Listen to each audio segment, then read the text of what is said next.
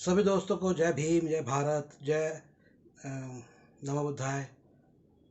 नमस्कार दोस्तों, मैं निखिल सबलानिया आज एक और विशेष कार्यक्रम लेकर आपके साथ आपके पास उपस्थित हुआ हूँ।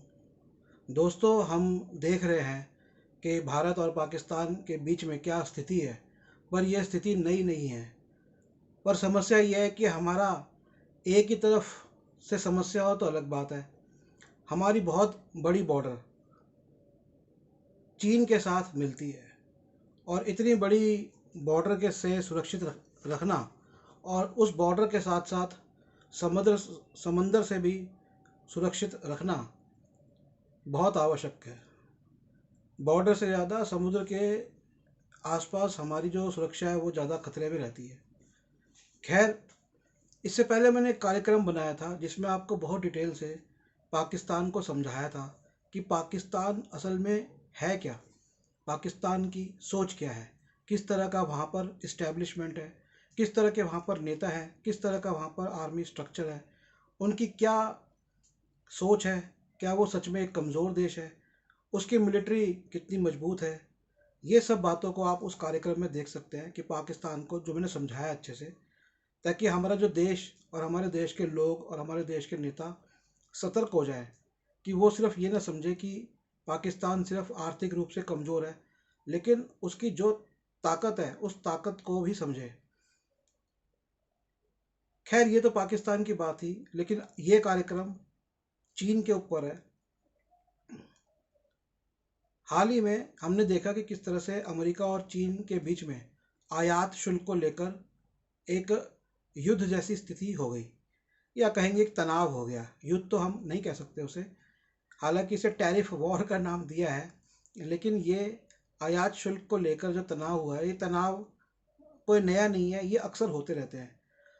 इन आयात शुल्कों से कुछ असल में निकल के आता नहीं है, क्योंकि शुल्क लगाने से, या शुल्क है या शुल्क नहीं है, ये समस्या नहीं है। समस्या कुछ और होती है, और वो बड़ी गहरी होती है, और उनको हल करना अधिकांशतर राजनीतिज्ञों के बस के बाहर हो चुका है। जब से पूरी दुनिया के अंदर साम्राज्यवाद आया, ग्लोबलाइजेशन आया और औद्योगिक क्रांति हुई। औद्योगिक क्रांति, मशीनों के से काम होना, स्वचालन होना और व्यापार का फैलना, इनसे चीज़ें इतनी बाहर जा चुकी है हाथ से कि किसी भी नेता के बस में नहीं है, जब तक कि कोई बहुत मजबूती से, न केवल नेता, न केवल उस देश का शासक, बल्कि उस देश के लोग भी मजबूती से इनके विरुद्ध नीति को ना अपनाएं। तो इसीलिए इतना 200 गुना शुल्क लगाने के बाद अंततः अमेरिका ने अपना शुल्क कम कर लिया, मात्र 30%। कितने विस्मय करने वाली बात है, कितनी चौंकाने वाली बात है कि जो अमेरिका बढ़ा रहा था, एक साथ शुल्क बढ़ा रहा था, और फिर वो 30% पे आ गया। और चीन वो भी जो बढ़ा रहा था, तो चीन जो है वो 10% पे आ गया। तो बहुत से लोग सोच रहे होंगे कि इनमें कौन जीता। देखने में तो ऐसा ही लग रहा है कि इसके अंदर चीन की विजय हुई है, लेकिन असल में सब एक दूसरे पर निर्भर है। अमेरिका चीन पर निर्भर है, चीन अमेरिका पर निर्भर है। इसी विषय को समझाने के लिए मुझे लगा कि एक कार्यक्रम बनाना चाहिए जो कि दर्शकों को और जानकारी मिले और हम चीन को और समझें। दोस्तों, चीन आज से 300 साल पहले, 400 साल पहले, जब तक ब्रिटिश साम्राज्यवाद स्थापित नहीं हुआ था, चीन और भारत, ये दो महाशक्तियां थी। ये दोनों आर्थिक रूप से महाशक्तियां थी, सामरिक रूप से, सेना के रूप से भी महाशक्तियां थी।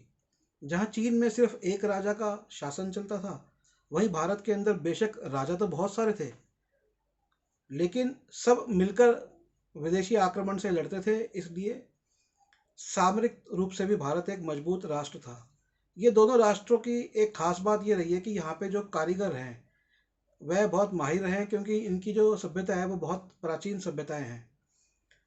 चीन और भारत की एक और ख़ास बात थी कि ये दोनों राष्ट्र जो हैं ये जुड़े रहे। हालांकि कोई कहेगा कि उस समय भारत था कि नहीं था, पर आप उस समय के भारत को समझिए, आज का पाकिस्तान का क्षेत्र, आज के भारत का क्षेत्र और बांग्लादेश का क्षेत्र।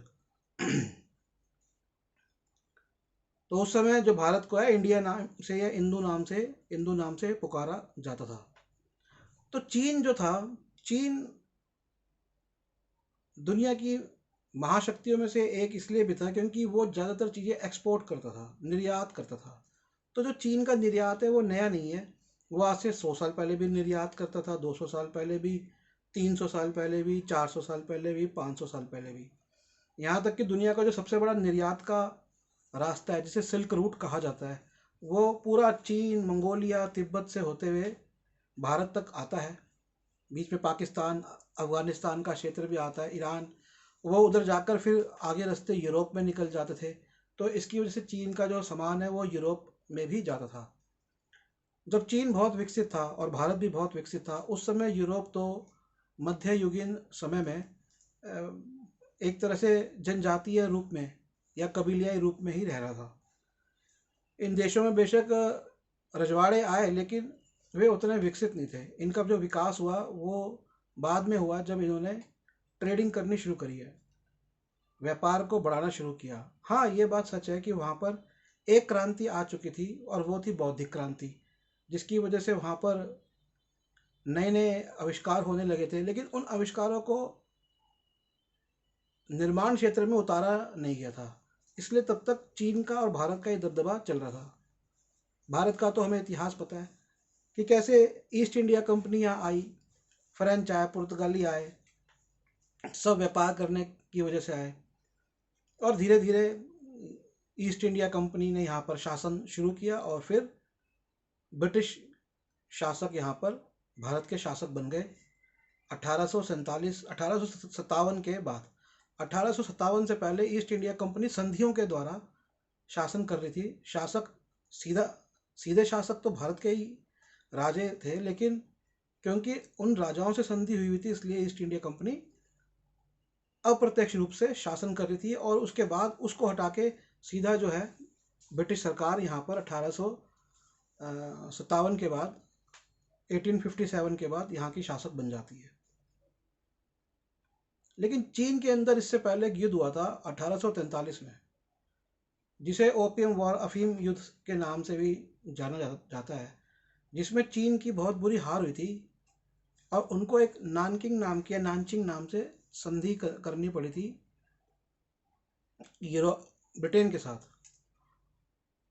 उससे पहले 1743 के अंदर पहली बार कोई ब्रिटिश चीन गया और वहाँ पर राजा से मुलाकात करी। तब तक चीन दुनिया का सबसे बड़ा, सबसे, जैसे मैंने बताया भारत और चीन तो थे ही, तो चीन महाशक्ति था। उस समय तक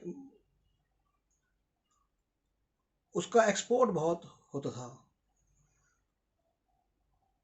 अब चीन जब परास्त हो गया ब्रिटेन के हाथों, यहाँ से जो मेन कहानी है ना अब की, और भारत के संदर्भ में चीन का रुख, इसको समझने की ये बातें महत्वपूर्ण है जो कि आपको समझनी है। आप में से बहुत लोग कहेंगे कि ये राजनीति का विषय है, इतिहास का विषय है, इससे हमें क्या फ़र्क पड़ता है। देखिए, इससे फ़र्क ये पड़ता है कि आप नीति तैयार करते हैं कि आप अपने देश की सरकार से क्या मांग रखेंगे, आप किन तरह के उद्योगों में जाएंगे, आपका आगे का भविष्य क्या होगा।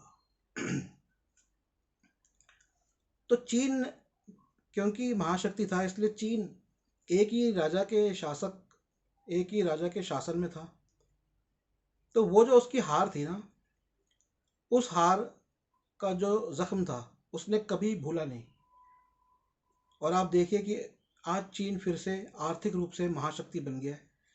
इसलिए मैंने मौजूदा आयात शुल्क का जो तनाव हुआ चीन और अमेरिका के बीच में वो बताया।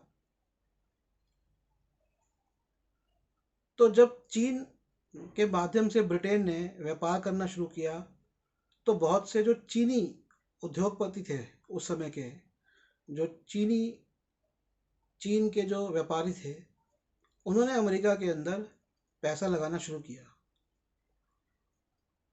और इस तरह से अमेरिका का औद्योगिक विकास हुआ। तो उनके पास ब्रिटेन के माध्यम से बहुत पैसा आ रहा था, उस पैसे से ब्रिटेन भी आगे बढ़ रहा था और अमेरिका को चीन का पैसा जा रहा था। तो इस तरह से चीन के शुरुआती इंफ्रास्ट्रक्चर में चीन के द्वारा जो निवेश किया गया उसका बहुत बड़ा हाथ है।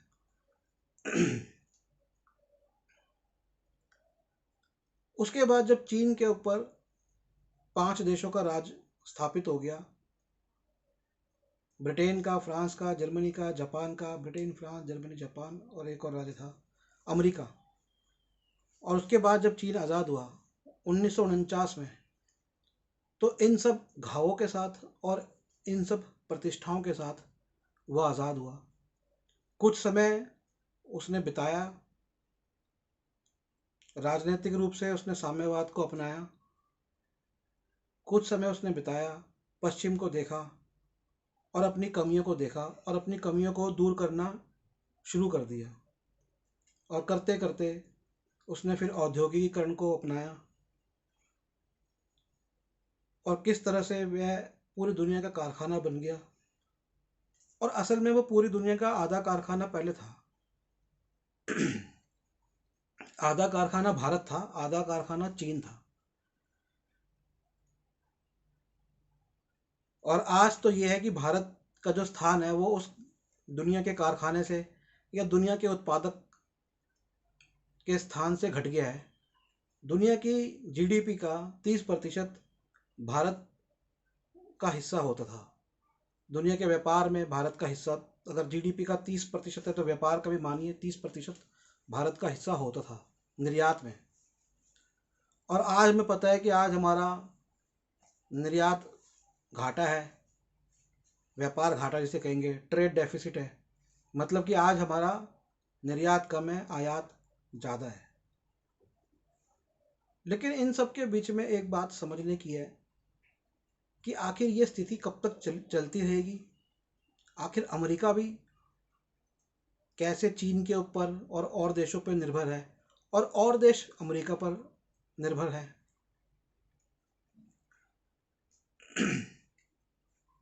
ये बहुत गहरी चीज़ है। इसके लिए हालांकि मैंने बहुत सारे कार्यक्रम बना के डाले हुए, आप हमारे चैनल पर देख सकते हैं, अर्थशास्त्र से संबंधित। इसके ऊपर मेरी एक पुस्तक भी है। ये पुस्तक हालांकि कार्ल मार्क्स के लेख से पर आधारित है। ये पुस्तक आप ले सकते हैं। ये फ़ोन नंबर है, वेबसाइट का पता है, आप नोट कर लीजिए पॉज करके। मैं अंत में वीडियो के आपको और बता दूंगा। तो मैंने बहुत अध्ययन किया अर्थशास्त्र पे और मुझे ये समझ में आया। मैं संक्षिप्त में बताता हूँ, और अगर आपको विस्तृत जानकारी चाहिए तो और आप वीडियो देखिए, पुस्तक पढ़िए, कि जो मशीनीकरण हुआ उस मशीनीकरण से उत्पादन इतना ज़्यादा बढ़ गया कि उत्पादन को दूसरे देशों में, दूसरे स्थानों पर लेके जाना पड़ा। और एक और सिस्टम आ गया, चांदी या सोना हटाकर लेन देन के सिस्टम में पैसे का सिस्टम आ गया। और उस पैसे मतलब कागज़ के नोट आ गए, कागज़ के नोट, फिर उसमें डॉलर का महत्व बढ़ गया। ये आप समझिए और जानिए, और वीडियो आप देखिए। तो अपने सैन्य दम पे अमेरिका ने अंततः एक ऐसा मुकाम स्थापित कर लिया एटम बम के द्वारा। एटम बम बनने के बाद अमेरिका दुनिया का संरक्षक के रूप में स्थापित हो गया। उसकी बात दुनिया के राजनीतिक पटल पर मानी जाने लगी। संयुक्त राष्ट्र संघ, यूनाइटेड नेशन ऑर्गेनाइजेशन की स्थापना हुई और फिर वह पूरा अमेरिका की चलने लगी पूरी दुनिया में। अब बात यह है, हम आते हैं भारत के संदर्भ में। तो भारत के संदर्भ में हमने देखा कि 1962 में चीन ने हमारे पे आक्रमण किया। उससे पहले पाकिस्तान हम पे आक्रमण कर चुका था, कश्मीर ले गया था और कश्मीर का एक हिस्सा उसने चीन को दे दिया था। और चीन ने हम पे आक्रमण किया और उससे पहले, उससे लगभग 8 साल पहले चीन तिब्बत पे भी आक्रमण कर चुका था। हालांकि चीन का संरक्षण था तिब्बत को, लेकिन तिब्बत की अपनी स्वायत्तता, जिसे कहते हैं ऑटोनॉमी थी। इसलिए चीन संरक्षण दे सकता था, जैसे हमने भूटान को दिया हुआ है, लेकिन उस पर शासन नहीं कर सकता था। और ये संधि को तोड़ते हुए उसने चीन पे कब्जा किया। और उसके बाद चीन के बाद उसका पड़ाव था भारत। इस युद्ध से पहले, 1962 के युद्ध से पहले, जनरल जे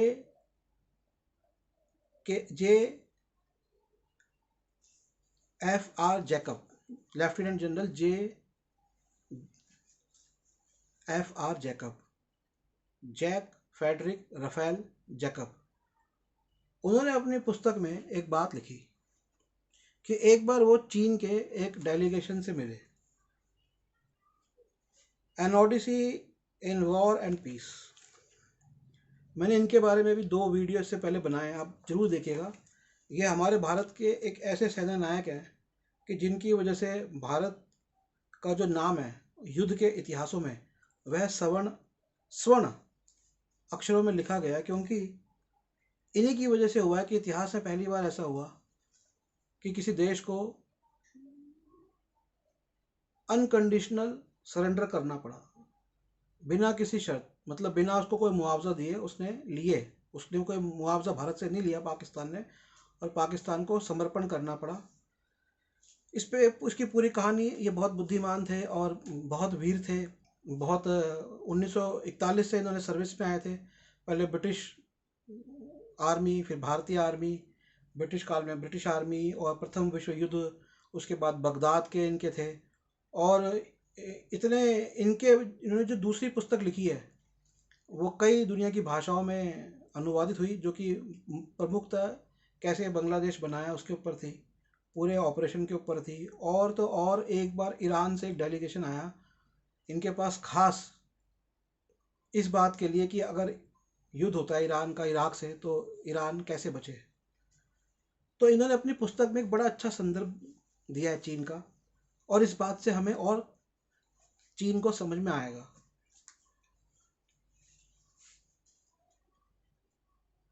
इस संदर्भ से पहले एक और बात समझने की, एक तो मैंने आपको इतिहास बताया चीन का, तो आप ऐतिहासिक रूप से चीन को समझिए कि एक महाशक्ति था, किसी तरह से किसी कारण से वह गुलाम बन गया, और फिर जब उभरा तो थोड़ा समय उसने बिताया, और उसके बाद वो फिर से एक, जो उसका पहले का मुकाम था कि दुनिया का कारखाना, दुनिया के कुशल कारीगर, वो मुकाम उसने हासिल किया। अब उस मुकाम, ये तो मैंने आपको बताया, अब इसके बाद एक और चीज़ देखिए। दूसरी चीज़ ये है कि हाल ही में चीन ने लगभग दुनिया के हर क्षेत्र के अंदर निवेश किया है, लगभग पूरा अफ्रीका को वो रीबिल्ड कर रहा है, बना रहा है, अपने हिसाब से बना रहा है, उसकी कॉलोनीज बन रही है जहाँ पर आगे उसका माल जाएगा। पाकिस्तान के उत्तर से लेके पाकिस्तान के दक्षिण तक, कराची के पोर्ट तक पूरा उसने रोड बना दिया है, वहाँ से उसका सामान, माल, और ये सिर्फ सामान और माल नहीं होता, ये बहुत समझने की जरूरी बात है कि ये आर्मी की, फौज की मूवमेंट के लिए भी एक इंफ्रास्ट्रक्चर तैयार हो जाता है। अक्साई चीन, जो भारत के कश्मीर का जो भारत का हिस्सा है जहाँ पर चीन का कब्जा है, वहाँ भी उसने रोड इंफ्रास्ट्रक्चर बना दिया है। अरुणाचल प्रदेश को तो वो भारत का हिस्सा मानता ही नहीं है, यहाँ तक कि वो जो लेह क्षेत्र है, लद्दाख क्षेत्र है, लेह लद्दाख को भी अपना ही क्षेत्र मानता है।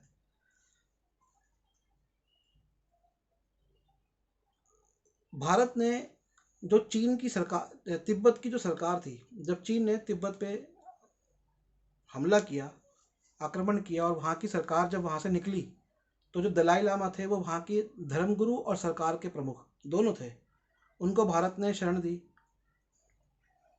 इसकी वजह से चीन भारत से चिढ़ता है।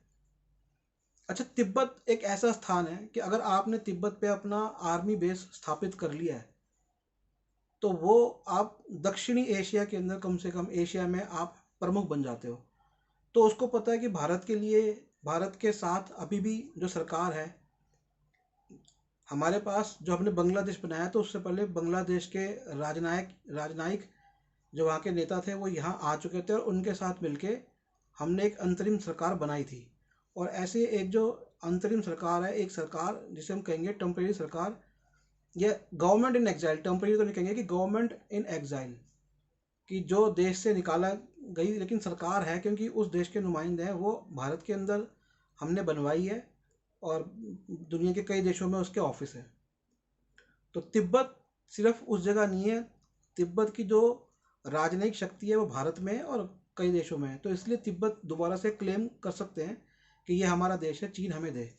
और जाहिर सी बात है कि भारत ने उनको शरण दी। और सबसे महत्वपूर्ण बात यह है कि भारत ने उनको शरण दी, सिर्फ बात इतनी नहीं है, उनको शरण के लिए क्यों निकलना पड़ा, किन परिस्थितियों में चीन ने तिब्बत पे कब्जा किया और भारत ने ही उनको शरण दी, किसी और ने उनको शरण नहीं दी, ये भी बात समझने की है। तो ये बात ऐसे समझिए कि अमेरिका ने तिब्बत को आश्वासन दिया हुआ था कि अगर कोई भी प्रॉब्लम हुई तो हम आएंगे। तिब्बत पे ब्रिटिश लोगों ने कब्जा कर लिया था, तो टेक्निकली वो ब्रिटिश लोगों की थी, और टेक्निकली अगर अमेरिका ने उनको ये वादा किया था तो अमेरिका को चीन से युद्ध लड़ने के लिए तिब्बत आना था। तिब्बत संपर्क करता रहा, लेकिन अमेरिका ने चीन को घुसवाया और अमेरिका उसकी मदद के लिए नहीं आया। उसके बाद चीन के डर से कोई भी दुनिया की सरकार, यहाँ तक कि अमेरिका भी तिब्बत के लोगों को नहीं रख रही थी। लेकिन भारत ने तिब्बत के लोगों को रखा, उनको जगह दी, उनको आज लाखों की तादाद में तिब्बत के लोग भारत में रहते हैं। तो ये एक और इतिहास है जो कि भारत का चीन के साथ जुड़ा हुआ है, जिससे चीन भारत से नाराज है। भारत से प्रतिस्पर्धा तो वो करता है, उसने भारत के जो पाकिस्तान को सपोर्ट किया हुआ है, जो कि भारत को तोड़ना चाहता है, और उसने वहाँ पर भारत के जो नॉर्थ ईस्ट है, उत्तर पूर्व में, वहाँ भी जो है ना, जितने भी विभाजनकारी तत्व रहे उनको सपोर्ट किया। भारत के भीतर जो नक्सलाइट ग्रुप्स हैं उनको हथियार मुहैया कराना पाकिस्तान के माध्यम से, नेपाल के रास्ते से, ये सारे कामों में चीन लिप्त रहा है। अब ये सब देखते हुए अब जनरल जैकब की एक बात बहुत महत्वपूर्ण है। तो वो बताते हैं कि एक बार एक राजनयिक दस्ता आया, चीन के राजनयिक आए, तो बातों बातों में उन्होंने एक बात छेड़ी कि चीन नहीं भूला है कि जो ओपियम वॉर हुई थी उसमें उनका जो समर पैलेस था राजा का, उसमें भारत के सैनिकों ने लूटपाट करी थी। तो ये घटना 1843 की है, एग्जैक्ट डेट जहाँ तक मुझे याद है 1843 की है। अब सोचिए इतनी पुरानी बात, ये 1950 है, मतलब 100 साल से भी पुरानी बात, जख्म जिसे कहते हैं ना, उनके दिल में ये था। जबकि जो भारत के सैनिक थे वो तो ईस्ट इंडिया कंपनी के सदस्य थे, उस समय तो ब्रिटिश शासन भी यहाँ पर नहीं था, ईस्ट इंडिया कंपनी के प्राइवेट सदस्य थे। अब प्राइवेट कोई अगर सैनिक कहीं का है तो वो तो जिस सेना के साथ होगा, जैसा वो सेना कर रही है वैसे वो करेगा। लेकिन उनकी पहचान उन्होंने ऐसा कर रखी थी कि ये भारत के सैनिक आए थे और इन्होंने हमारे इनके राजा का एक महल था जहाँ वो गर्मियों में समय बिताने जाया करता था, उसे समर पैलेस बोलते हैं, गर्मियों का महल, कि वहाँ पर जो है ना इन्होंने लूटपाट करी। तो ये बात इन्होंने, जनरल जैकब ने, सरकार के जो प्रमुख थे भारत सरकार के, उनके कानों में पहुंचा दी थी। अब उन्होंने, इतनी पुरानी बात है, उन्होंने भी शायद नहीं सोचा कि भाई इतना पुराना जख्म कोई कैसे याद रखता है।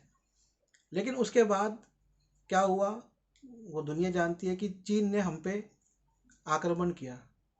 अब चीन ने अपना दबदबा जो दिखाया, एक तो उसने ये बता दिया कि हम तिब्बत के साथ ना आए, तिब्बत के मामले में ना कूदें। दूसरा उसने बता दिया कि भैया तुम सामरिक रूप से हमसे कमज़ोर हो। तीसरा उसने हमें, क्योंकि अब जो दुनिया चल रही थी वो औद्योगिक क्रांति के बाद औद्योगिक दुनिया चल रही थी, तीसरा उसने ये संदेश दे दिया कि मैं ज़्यादा ताकतवर हूँ तो दुनिया का कारखाना मैं बनूंगा। ये तीनों संदेशों के साथ चीन दुनिया का अमेरिका के पर्स पर एक महाशक्ति खड़ा होना शुरू हो गया। और ऐसा नहीं है कि अमेरिका को पता नहीं कि चीन कितना बड़ा है। जैसे मैंने बताया कि तिब्बत में अमेरिका की वजह से चीन आया, तो अमेरिका, ब्रिटेन, ये जितने भी यूरोप से निकले हुए लोगों के देश हैं, चाहे ऑस्ट्रेलिया हो गया, न्यूजीलैंड हो गया, अमेरिका हो गया, कनाडा हो गया, ये सब अपने मतलब के लिए लड़ते हैं लेकिन दूसरे के विरुद्ध एक है। तो भारत के विरुद्ध भी ये एक हो जाएंगे, चीन के विरुद्ध भी एक हो जाएंगे। तो जब दुनिया का कारखाना वो बना है और वहाँ से सब जगह सामान गया है, तो वो नया नहीं गया, वो पहले से जा रहा था। उनके कारीगर कुशल थे और सस्ती सस्ते होते थे पहले भी, 200 साल, 300 400 साल पहले भी सस्ते थे, माहिर भी थे। भारत के भी ऐसे थे, लेकिन भारत बैठ गया क्योंकि फिर जो चीन 1949 के बाद जब उसका जो एक नया पड़ाव शुरू हुआ, उसमें उसने औद्योगिक क्रांति को बड़े स्तर पर अपनाया। उसमें उसने साम्यवाद का सहारा लिया। साम्यवाद के जरिए उसने अपने लोगों को काम पे लगाया और जो देना था उसको दिया। हालांकि बाद में हम देखते हैं कि साम्यवाद के नाम पे वहाँ भी लाल फीताशाही, ब्यूरोक्रेसी और जो वहाँ की एक राजनीतिक पार्टी है उन्होंने राज कर लिया। उनका लगभग उनके बच्चे अच्छे फॉरेन में पढ़ते हैं, सब कुछ बढ़िया है, करप्शन भी वहाँ पर पूरा पूरा है और डेमोक्रेसी भी नहीं है। लेकिन इन सब के बीच उसने वो मुकाम हासिल कर लिया जो कि उसके पहले के इतिहास से मेल खाता था, और वो तो बन गया लेकिन हम पिछड़ गए। अमेरिका और यूरोप की अलग समस्याएं और उनकी अलग राजनीति है। आज बेशक अमेरिका कारखाना नहीं है, वो कारखाना करना नहीं चाहते, वो लोग रिसर्च एंड डेवलपमेंट और आर्म्स के अंदर चले गए, अनुसंधान कर रहे हैं, नए तरह के आविष्कार करते हैं और उन आविष्कारों से वो कमाते हैं, क्योंकि वैसे आविष्कार दूसरी दुनिया के देश नहीं कर पाते, इसलिए उनको उससे अच्छा पैसा मिल जाता है। भारत अमेरिका से हथियार खरीद रहा है। अमेरिका ने $350 बिलियन, लगभग 3 लाख करोड़ रुपया दे चुका है यूक्रेन को, और उसके बदले वो चाहता है कि यूक्रेन उसको अपने खनिज दे, रेयर अर्थ दे, जिससे कि फिर वो अपने जो बिजली से चलने वाले वाहन हैं या और जो नई चीज़ें हैं, ग्रीन एनर्जी है, उनको वो चलाए। पोलैंड अमेरिका से 30 बिलियन, लगभग 25,000 करोड़ रुपए के हथियार हर साल खरीद रहा है। और यूरोप के कई ऐसे देश भी खरीद रहे हैं, ताइवान भी खरीद रहे हैं अमेरिका से। तो अमेरिका की इकोनॉमी फिर से जो है ना, उसने एक नया, अब अमेरिका ने क्या किया, अमेरिका ने अपने जो नई उसकी पोजीशन थी उसका उसने ये फ़ायदा उठाया कि वो अब रिसर्च में आगे जाकर पूरी दुनिया को हथियार और नई तरह की टेक्निक, इंटरनेट हो गया, आप सोशल मीडिया पे जाते हैं। भारत में ही 3 साइटें हैं, अमेज़ोन और आपकी फेसबुक और यूट्यूब, आई थिंक 3 साइटें हैं कुल। जो हमने जो है ना, लगभग 70,000 करोड़ रुपया एक साल में ये कंपनियां भारत से ले गई हैं। तो वो अपनी नई तकनीक डेवलप करके, जो यूरोप के लोग हैं, नई तकनीक है, फिर उनके नए देश हैं, अमेरिका उनका एक नया देश है, यूरोप है, ये आपके कनाडा है, वहाँ पर लोगों को बुलाते हैं, लोग जाते हैं, काम करते हैं, उनको लोन दिए जाते हैं, उनसे कमाई होती है। तो वो एक अलग चीज़ है, उस पर हम बाद में चर्चा करेंगे। तो फिलहाल ये बात समझने की है कि अब भारत और पाकिस्तान के बीच में युद्ध विराम है, और आशंका ये लगाई जा रही है कि इस युद्ध विराम के बीच चीन पाकिस्तान को और सैन्य उपकरण उपलब्ध कराएगा। तो फिर चीन हो सकता है कि पाकिस्तान के माध्यम से वही प्रॉक्सी वॉर, छद्म युद्ध जो है ना, वो लड़े, जैसा यूक्रेन लड़ रहा है।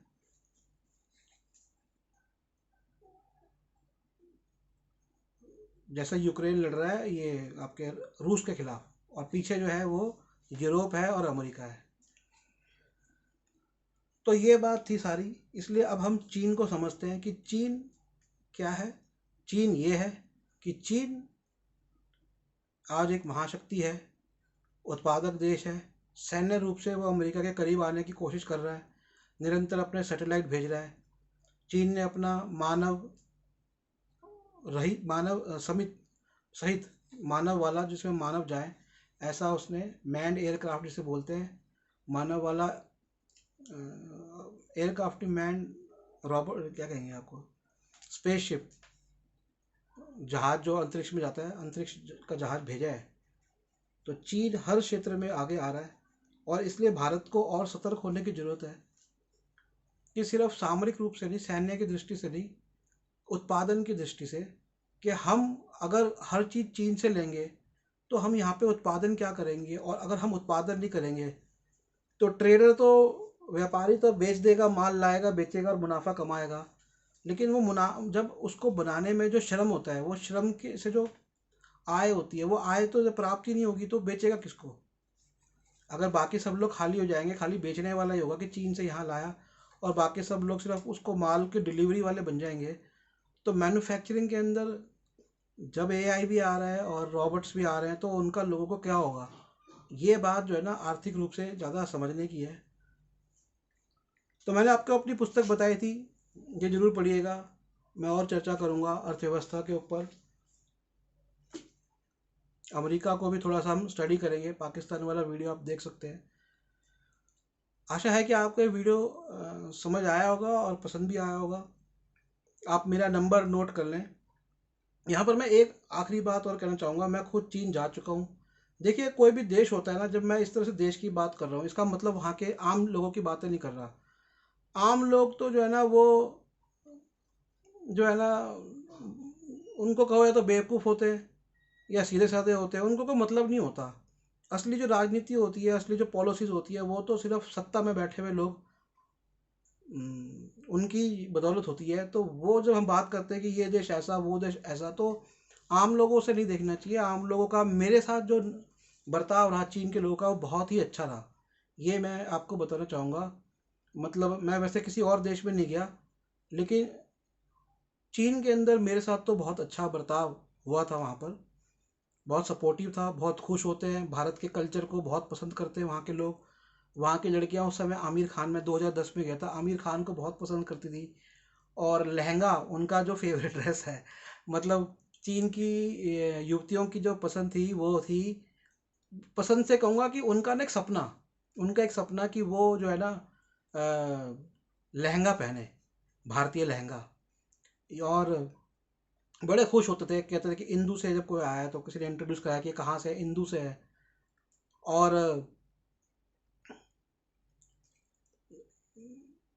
तो जो लोग सरकारी मानसिकता के वाले सरकारी मानसिकता वाले तो अपने